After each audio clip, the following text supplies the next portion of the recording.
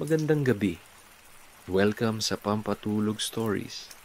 Bago tayo magsimula, shoutout sa ating mga listener, kabilang sina Ana Mermejoge, Sheila Sacules, Mary Joy Martin, Rosario Dagasdas, Nikita, Judith Seaman, Jerome Javier, Maki Alcaraz, Bailin Maulana, Jago Gatmaitan, at sa iba pang sumusubaybay sa ating mga kwento. Maraming salamat sa inyong suporta sa isang tahimik na sulok ng mundo kung saan ang mga damoy marahang sumasayaw sa hangin at ang mga bituin ay nakamasid mula sa malayo. May munting kolonya ng mga langgam. Doon, sa ilalim ng mga dahon at ugat, ay may isang langgam na kakaiba. Hindi siya palaging abala. Hindi rin siya kasing sipag ng iba. Ang gusto lang niya ay humiga, makinig sa tunog ng paligid, at maramdaman ang malamig na lupa sa kanyang katawan. Marami ang nagtaka. Bakit siya antukin? Bakit parang laging nagpapahinga? Ngunit sa mga gabi ng katahimikan, minsan, ang mga tulad niyang marunong huminto ay siyang nakakakita ng mga bagay na hindi napapansin ng iba. Kaya ngayong gabi, ipikit mo na ang iyong mga mata. Dahan-dahan kang huminga at hayaan mong dalhin ka ng kwento ni Andoy, ang antukin na langgam, sa isang payapang mundo ng pahinga, pagtanggap, at mga panaginip. Sa ilalim ng isang malaking puno ng mangga, nakatira ang isang kolonya ng mga langgam. Araw-araw, maaga silang nagigising, sabay-sabay umaalis ng lungga, at masipag na nagdadala ng pagkain pabalik. Ang buong lupa ay parang buhay na buhay. Tuwing umaga, puno ng kilos, ingay ng maliliit na yabag, at mga butil ng bigas na unti-unting dinadala papunta sa kanilang tahanan. Pero sa gitna ng kanilang kasipagan, may isang langgam na tila kakaiba. Ang pangalan niya ay Andoy. Si Andoy ay hindi katulad ng iba. Habang ang mga kasama niya ay nagmamadali, siya naman ay laging mabagal kumilos at madalas ay napapahinto para pumikit sandali. Sa tuwing tatamaan siya ng marahang hangin, lalo na kapag natatapatan ng sinag ng araw, bigla na lang siyang inaantok. "Andoy, bilis!" sigaw ni Lira, ang leader ng kanilang grupo. "Ang dami pa nating dadalhin." Ngunit sa halip na sumagot, napahikab lang si Andoy. "Sandali lang, Lira. Pahinga lang ako ng kaunti." Mahinahon niyang sagot habang dumudulas pababa sa isang dahon. Minsan, nauupo siya sa ilalim ng isang tuyong damo, pinagmamasdan ng langit. Ang mga ulap, aniya, ay parang mga bulak na dumadaan sa hangin. Minsan, nakikinig siya sa mga tunog ng paligid, ang kuliglig, ang ihip ng hangin, ang malambing na lagaslas ng mga dahon. Lahat ng ito ay para sa kanya ay parang isang himig na nakakaantok. Palaging ganyan si Andoy, bulong ni Toti, ang pinakapalatawa sa grupo. Siguro panaginip lang ang gusto niyang gawin. "Hayaan mo na," sagot ni Nilo, ang tahimik na langgam. Baka pagod lang siya. Ngunit hindi nila alam, sa mga sandaling tulog si Andoy, tila may mga kakaibang bagay siyang naririnig at nararanasan. Sa kanyang mga panaginip, naroon ang mga batis na umaagos, ang mga ulap na dumadaan, at ang mga bituin na marahang kumikindat. Parang may mga tinig na nagsasabing, "Hindi kailangang magmadali, Andoy. Lahat ay may oras." Isang tanghali, habang abala ang lahat sa pagdadala ng mga piraso ng tinapay, nakatulog na naman siya sa lilim ng isang dahon. "Andoy!" sigaw ni Lira. "Bakit ka na naman natutulog?" Napadilat si Andoy. Medyo nahihiya. "Pasensya na. Mainit kasi. At ang lambot ng hangin," sagot niya habang humihikab. Natawa si Toti. "Ang lambot daw ng hangin. Narinig niyo yon?" Pero kahit pinagtatawanan siya, hindi nagalit si Andoy. Sa halip, Ngumiti lang siya at tumingin sa paligid. Tahimik niyang sinabi, "Masarap din naman magtrabaho, pero masarap din magpahinga." Dumating ang hapon. Unti-unting nagdilim ang paligid at ang mga langgam ay nagsimulang bumalik sa kanilang lungga. Habang naglalakad sila pabalik, napansin ni Andoy ang liwanag ng dapit-hapon. Kulay kahel, kalmado, parang inaanyayahan silang lahat na magpahinga. Ganda ng langit, pulong niya. Walang sumagot. Lahat ay abala pa rin. Pagdating sa kanilang lungga, tulog na agad ang karamihan. Ngunit si Andoy ay nakahiga pa rin. Pinagmamasdan ang kisame ng kanilang maliit na tirahan. Tahimik siya. Huminga ng malalim. Minsan, napapaisip siya kung mali ba talaga ang pagiging antukin niya. Siguro, hindi naman masama kung minsan ay huminto. Bulong niya sa sarili. Hindi ba antok? Parang sumagot ang hangin. Isang malamig na simoy ang dumampi sa kanyang maliit na katawan at marahan siyang napapikit. Sa labas, humina ang tunog ng gabi. Tila pati ang mga kuliglig ay marahang nagpaalam. Habang unti-unting nilalamon ng antok si Andoy, naramdaman niya ang payapang katahimikan ng paligid. Ang mga dahon ay kumikilos ng marahan. Ang lupa ay malamig sa ilalim. At ang hangin ay parang kumot na niyayakap siya. Bago tuluyang makatulog, bulong niya, "Bukas na lang ulit ako magdadala ng butil." At sa gabing iyon, tahimik na natulog ang buong kolonya. Ngunit si Andoy, sa kanyang panaginip, ay nasa gitna ng isang malawak na damuhan kung saan ang mga ulap ay nakahiga at ang araw ay nakapikit din, nagpapahinga. Ang kanyang antok na dati tinuturing na katamaran ay tila nagiging daan papunta sa isang lugar na puno ng kapayapaan. At doon, sa kanyang panaginip, unang kumislap ang munting aral na unti-unting huhubog sa kanyang katauhan. Na minsan, ang pagtigil ay hindi kahinaan. Ito ay isang paraan ng pakikinig sa sarili. Dumating ang panibagong umaga sa ilalim ng malaking punong mangga. Ang araw ay unti-unting sumisilip sa pagitan ng mga dahon at ang mga patak ng hamog ay kumikislap na parang maliliit na kristal. Isa-isang nagsigising ang mga langgam sa kanilang lungga. Ang ilan ay agad nag-inat. Ang iba na may nagmamadaling lumabas upang magsimulang magtrabaho. Tahimik pa ang paligid, ngunit maririnig na ang mga mumunting yabag ng mga langgam sa lupa. Si Lira, ang pinakamasipag sa kanilang grupo, ang unang nagising. Palagi siyang alerto, palaging handang manguna. Sumunod si Toti, ang palatawa at madaldal na langgam na kahit anong mangyari, laging may biro. At syempre, nandoon din si Nilo, ang tahimik ngunit matatag, na hindi kailanman nakikitang nagpapahinga hanggat hindi tapos ang gawain. Si Andoy, gaya ng dati, ay medyo nahuhuli ng gising. Nakabaluktot pa siya sa kanyang maliit na sulok. Marahang humihinga, parang batang ayaw bumangon. "Andoyo," tawag ni Toti, habang nakasilip sa lungga. "Gising na. Baka maubusan tayo ng pagkain." Nag-inat si Andoy sabay hikab. "Oo na, sandali lang." Ngumiti si Lira. "Hayaan na natin siya. Hindi naman siya nagagalit kahit tinutokso natin eh." At nagsimula na muli ang mahabang araw ng pagtatrabaho. Si Lira ang namuno sa paghahanap ng mga piraso ng tinapay, habang si Toti ay abala sa pagpapatawa para gumaan ang trabaho ng lahat. "Ang langgam daw," sabi ni Toti, habang bitbit ang butil ng bigas, hindi napapagod. Maliban kay Andoy, nagtawanan ng lahat, pero si Andoy ay ngumiti lang, walang kibo. Tahimik niyang pinulot ang isang maliit na mumo ng tinapay. Marahang inilagay sa kanyang likod at nagsimulang maglakad.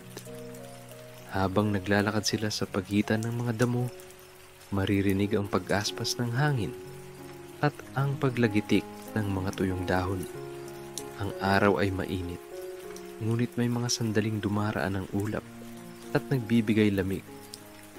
Sa mga ganitong sandali, hindi mapigilan ni Andoy na mapahinto sandali. Tumingala sa langit at ngumiti. "Bakit ka tumigil?" tanong ni Lira. Lumilingon sa kanya. "Ang ganda lang kasi ng langit," sagot ni Andoy. Mahinahon, parang pahinga para sa mata. Umiling si Lira, ngunit hindi na nagsalita. Sa loob-loob niya, minsan ay naiinggit din siya kay Andoy. Habang silang lahat ay abala sa pagod, si Andoy ay marunong huminto, marunong pakinggan ang paligid, ngunit hindi pa niya iyon lubos na nauunawaan. Nang sumapit ang tanghali, nagpasya silang magpahinga sa ilalim ng isang malaking dahon. Tahimik silang kumain ng kaunting pagkain, mga mumo ng tinapay, patak ng matamis na katas ng prutas, at ilang butil ng kanin na natagpuan nila sa daan. Ang hangin ay malamig at ang mga kuliglig ay nagsimula ng umawit. "Pagod na pagod ako," sabi ni Toti. Humihingal. "Sanay na tayo sa ganito," sagot ni Nilo. "Kapag mas marami tayong naiipon, mas ligtas tayo sa tag-ulan." Tahimik lang si Andoy. Nakatitig siya sa isang patak ng hamog sa dulo ng damo. Pinagmamasdan kung paanong marahang dumudulas pababa hanggang sa ito'y mahulog sa lupa. "Ang ganda," mahina niyang sabi. Parang kahit ang patak ng tubig, marunong ding magpahinga. Napatingin si Lira sa kanya. "Andoy, bakit ba palagi mong napapansin ang mga ganitong bagay?" Ngumiti si Andoy. "Siguro kasi kapag mabagal ka lang, mas marami kang naririnig." Tahimik silang lahat sandali. Ang tunog ng kuliglig ay parang musika, at ang paggalaw ng mga dahon ay tila marahang sayaw ng hangin. Para sa ilang saglit, pati ang masisipag na langgam ay natigilan din. Walang salita, walang trabaho, puro hinga at pakiramdam ng katahimikan. Ngunit nang bumalik ang araw sa tuktok ng langit, muli silang kumilos. "Halika na," sabi ni Lira. "Marami pa tayong kailangang dalhin." Nagsimula silang muli. Bawat isa ay may daladalang butil o mumo. Ngunit sa pagkakataong ito, tila mas magaan ang kanilang kilos. Parang naiwan sa kanila ang katahimikan ni Andoy, ang paalala na hindi masamang huminto sandali. Bago lumubog ang araw, nakabalik silang lahat sa kanilang lungga. Pagod ngunit masaya. Si Toti ay agad nakatulog. Si Nilo ay tahimik na nagbibilang ng mga nakuhang pagkain. At si Lira ay nakatanaw sa labas. Nakaupo si Andoy sa bungad ng lungga. Pinagmamasdan ng dapit hapon. Ang langit ay kulay kahel at may mga ibong dumaraan paalis sa araw. "Andoy," mahinang tawag ni Lira. "Bukas, sabay tayong magtrabaho, ha?" Ngumiti si Andoy. "Sige, pero kapag napagod tayo, pahinga muna, ha?" Tumango si Lira, at sa unang pagkakataon sabay silang natawa ng marahan. Dumilim ang paligid. Ang mga kuliglig ay muling umawit, at ang hangin ay dahan-dahang lumamig. Isa-isang pumikit ang mga langgam sa loob ng kanilang tahanan. At bago tuluyang pumikit si Andoy, napangiti siya. Sa wakas, hindi na siya ang nag-iisang antukin langgam. Unti-unti, ang kanyang mga kaibigan ay natututo na ring magpahinga. Mabagal na umikot ang mga araw sa ilalim ng punong mangga. Dumating na naman ang panahon ng mga ulap. Ang mga langit ay mas madalas maging kulay abo, at ang hangin ay may dalang lamig na tila, paalala na paparating na ang ulan. Ang mga langgam sa kolonya ay mas naging masipag. Araw at gabi, halos walang tigil sa pagdadala ng pagkain. "Dapat marami tayong maiimbak," sabi ni Lira, habang inaayos ang mga piraso ng tinapay sa loob ng lungga. "Baka abutan tayo ng ulan." Tumango si Nilo. Kailangan nating maghanda. At gaya ng dati, si Toti naman ay nagbibiro pa rin. Basta wag lang tayong abutan ng antok ni Andoy. Nagtawanan silang lahat at si Andoy ay ngumiti lang. Hindi na siya nasasaktan sa mga birong iyon. Sa halip, sanay na siyang tumawa rin. Alam niyang ganoon talaga sila magmahal, sa biro at sa tawanan. Habang abala ang lahat, si Andoy ay tahimik na naglalakad sa gilid ng isang dahon. Mabigat ang hangin at may kakaibang katahimikan sa paligid. Parang ang mga ibon ay hindi gaanong maingay at ang mga kuliglig ay tila huminto rin. Parang antok ng langit, pulong niya sa sarili. Habang minamasdan niya ang mga ulap, unti-unting pumikit ang kanyang mga mata. Pagod na rin kasi siya. Sa mga nakaraang araw, sinubukan niyang sabayan ang kasipagan ng kanyang mga kaibigan. Pero ngayong tanghali, habang bumubulong ang hangin, hindi niya mapigilang humiga sa ilalim ng isang dahon at pumikit sandali. At doon, sa kanyang pagtulog, may nakita siyang kakaiba. Sa kanyang panaginip, naroon siya sa gitna ng kolonya. Umiihip ang hangin at naririnig niya ang mga yabag ng mga langgam na nagmamadali. Ngunit bigla, isang malakas na dagundong ang pumuno sa paligid. May tubig, malamig, malakas, bumubuhos mula sa langit. Nakikita niya kung paanong unti-unting bumabaha ang kanilang daan at kung paanong tinatangay ng tubig ang mga pagkain at dahon. Naririnig niya ang tinig ni Lira na sumisigaw. Bumalik tayo. Bumalik tayo sa lungga. Nagising si Andoy. Habol ang hininga. Nanginginig ang kanyang mga paa at mabilis siyang tumakbo pabalik sa kanilang grupo. Nadatnan niyang abala pa rin sila sa pagdadala ng mga pagkain. Lira! Sigaw niya. Lira, kailangan nating umuwi. Malakas na ulan ang paparating. Napalingon ang lahat sa kanya. Andoy, araw pa ngayon. Wala namang ulan, sabi ni Nilo.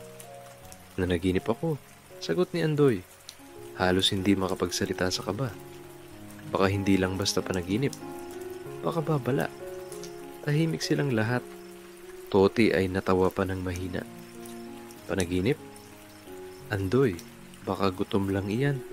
Ngunit bago pa sila muling makapagsalita, isang malamig na patak ng tubig ang tumama sa lupa. Isa pa, dalawa, hanggang sa biglang bumuhos ang ulan. Malakas, tuloy-tuloy, walang tigil. Ang ulan, sigaw ni Lira. Magsipagtakbuhan tayo. Nagkagulo ang mga langgam. Ang maliliit na butil ng lupa ay naging malalambot na putik at ang mga dahon ay nagsimulang yumuko sa bigat ng tubig. Marami sa kanila ang nahirapan sa pagtakbo dahil sa madulas na lupa. Ngunit si Andoy, dahil alam niya kung saan siya gising sa panaginip, ay alam din kung saan ligtas dumaan. Dito, sigaw niya. Dito tayo dumaan, sa ilalim ng malaking ugat. Mabilis siyang tumakbo patungo sa direksyong iyon at sinundan siya ng iba. Ang mga patak ng ulan ay parang maliliit na bolang tumatama sa kanilang mga katawan. Ngunit patuloy silang naglakad. Dumaan sila sa ilalim ng mga ugat ng punong mangga. Doon, tuyo pa ang lupa at ligtas mula sa rumaragasang tubig. Isa-isang nakapasok ang mga langgam sa lungga. Basang-basa sila, pero ligtas. Huminga ng malalim si Lira. Andoy, kung hindi mo tayo binalaan, baka tinangay na tayo ng ulan. Ngumiti si Andoy, pagod ngunit payapa. Siguro, kaya ako inaantok parati para makinig sa mga panaginip. Tahimik ang lahat. Ang tunog ng ulan sa labas ay naging parang musika. Malamig, kalmado, nakakaantok. Habang nagpapahinga sila, tinitigan ni Lira si Andoy. Ngayon, hindi na niya ito nakitang tamad. Nakita niya ang isang langgam na marunong makaramdam, marunong makinig. Lumipas ang ilang oras. Ang ulan ay unti-unting humina at ang paligid ay nabalutan ng amoy ng basang lupa. Ang mga langgam ay nagsimulang muling magsalita, marahang nagkukwentuhan tungkol sa nangyari. Si Toti, na palaging palabiro, ay lumapit kay Andoy at ngumiti. Alam mo, Andoy, mula ngayon, kapag inaantok ka, gigisingin pa rin kita. Pero, hihintayin ko munang managinip ka. Nagtawanan silang lahat. At si Andoy, marahang tumawa rin. Sabay sabing, basta kapag natulog ako, huwag niyo akong gisingin agad. Baka may isa pa akong panaginip na makakatulong. Muling dumampi ang malamig na hangin sa kanilang lungga. Ang mga patak ng ulan sa labas ay kumakalansing sa mga dahon, parang dahan-dahang nag-aanyaya ng pahinga. Ang mga langgam ay nagsimulang pumikit, isa-isa, hanggang sa ang buong kolonya ay mapuno ng mahinhing tunog ng pagtulog. At sa gitna nila, si Andoy, ang antukin na langgam, ay nakangiti habang marahang lumulubog sa panaginip sa kanyang isip. Naroon pa rin ang ulan, ngunit ngayon, ito ay parang yakap ng langit, malamig, mabagal, at puno ng kapayapaan. Pagkatapos ng lahat ng nangyari, bumalik na muli sa dati ang tahimik na ritmo ng kanilang kolonya. Wala nang mga kaguluhan, wala nang mga sigawan ng takot o pagod. Ang mga langgam ay nagbabalik sa kanilang mga gawain, nagdadala ng butil ng bigas, nagtutulungan sa pagtayo ng bagong lagusan, at sabay-sabay na humihinga sa malamig na simoy ng umaga. Si Andoy, ang antuki na langgam, ay muling nasa gilid lamang. Nakaupo sa maliit na bato, habang pinagmamasdan ng araw na unti-unting tumatagos sa mga dahon sa itaas. May mga huni ng mga ibon, marahang humihip ang hangin, at ang mga anino ng mga damo ay dahan-dahang sumasayaw sa lupa. Tahimik, mapayapa. Ngayon, hindi na siya tinutokso ng kanyang mga kasama. Sa halip, tuwing napapadaan ang isa sa kanila, ngumiti ito o bahagyang kumaway. Alam nila na kung hindi dahil sa kanya, sa kanyang katamaran o pag-aantok, baka hindi nila natagpuan ang ligtas na lagusan noong gabing iyon. Si Andoy ay napangiti. Hindi niya lubos maisip na ang isang simpleng bagay na madalas niyang ikahiya ay siya palang magliligtas sa kanila. Habang pinagmamasdan niya ang mga abalang langgam, unti-unti niyang naramdaman ang pagod na gumagapang sa kanyang katawan. Pero kakaiba, hindi ito pagod ng tamad na katawan, kundi ng isang pusong nakaramdam ng kapanatagan. Lumapit si Lira, isa sa mga masisipag na langgam, dala ang maliit na piraso ng tinapay. Andoy, sabi niya, ito, para sa iyo. Sabi ng reyna, magpahinga ka muna ng matagal. Ikaw ang dahilan kung bakit ligtas tayo ngayon. Ngumiti si Andoy. Salamat, Lira. Pero, hindi ko rin magagawa yun kung hindi kayo naniwala sa akin nung sandaling kailangan ko ng tulong. Umupo si Lira sa tabi niya. Tahimik muna sila. Naririnig lang nila ang mga banayad na yapak ng ibang langgam at ang mahina, ngunit tuloy-tuloy na tunog ng hangin sa mga damo. Alam mo, Andoy, mahinang sabi ni Lira, akala ko dati, kapag masipag ka, iyon lang ang sukatan ng halaga. Pero nung nangyari yung gabi na yun, naisip ko, iba-iba pala talaga tayo. Iba-iba, pero lahat may saysay. Ngumiti si Andoy at tumango. Siguro nga, Lira. Siguro may dahilan kung bakit ako antukin. Siguro, kailangan din ng mundo ng mga langgam na marunong huminto. Kahit sandali lang, tumahimik ulit sila. Ang araw ay dahan-dahang bumababa. Nagiging gintong kulay ang paligid. Ang mga anino ay humahaba at ang mga langgam ay nagsisimulan ng magpahinga. Muli, nakaramdam ng antok si Andoy. Pero ngayong gabi, Hindi na siya nag-aalala, hindi na siya naiilang. Alam niyang ang kanyang pag-antok ay hindi kahinaan. Isa itong paalala na may oras din para sa pahinga, kahit sa mga masisipag na tulad nila. Bago siya pumikit, narinig niya ang boses ng Reyna mula sa loob ng pugad. Ngayong gabi, sabi ng Reyna, magpahinga tayong lahat. Ang ating kolonya ay ligtas dahil sa pagkakaiba natin. May mga masisipag, may mga mapagmasid, at may mga tulad ni Andoy na marunong pumikit at makinig sa tahimik na boses ng paligid. Napangiti si Andoy. Habang marahang pumipikit ang kanyang mga mata, naramdaman niya ang malamig na hangin na dumadampi sa kanyang pakpak at ang mahinang kaluskos ng mga dahon na tila nagsasabing, pahinga ka na, Andoy. Tapos na ang araw. Ligtas na ang lahat. At sa ilalim ng kumikislap ng mga bituin, sa gitna ng katahimikan ng damuhan, tuluyan nang nakatulog ang antukin na langgam. Hindi dahil sa pagod, kundi dahil sa kapayapaan.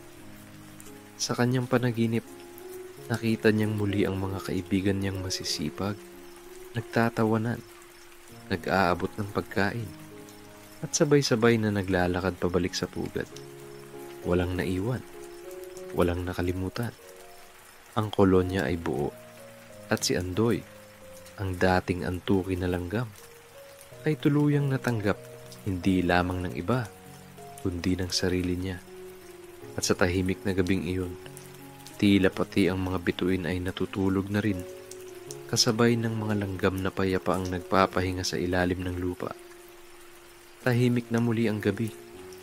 Ang mga langgam ay nakapahinga na, at si Andoy ay mahimbing nang natutulog sa ilalim ng mga bituin.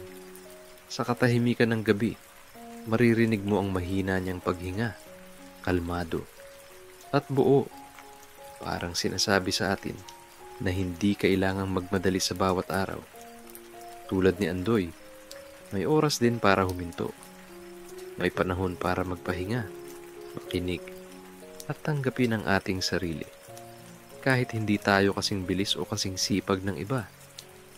Ngayon, pumikit ka na rin. Dama mo ba ang hangin? Ang banayad na lamig na dumadampi sa iyong pisngi? Hayaan mong dalhin ka ng iyong mga panaginip sa isang lugar na kasing payapa ng pugad ni Andoy. Matulog ka na. Magpahinga ka ng mahimbing. At sa pagising mo, dalhin mo ang katahimikang ito sa iyong bagong araw. Magandang gabi.